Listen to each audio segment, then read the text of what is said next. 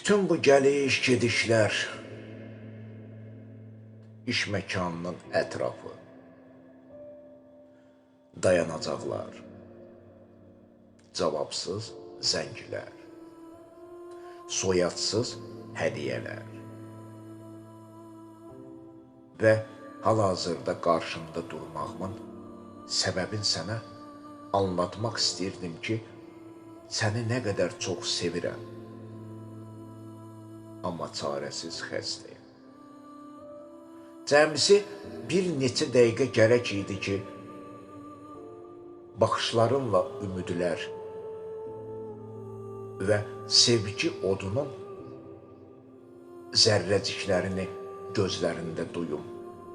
Amma təəssüflər olsun, sən məni tərk edib getdin, intizarda qoyaraq. Yəqin ki, kədərimdən bixəbər, yəqin ki, kədərimdən bixəbər.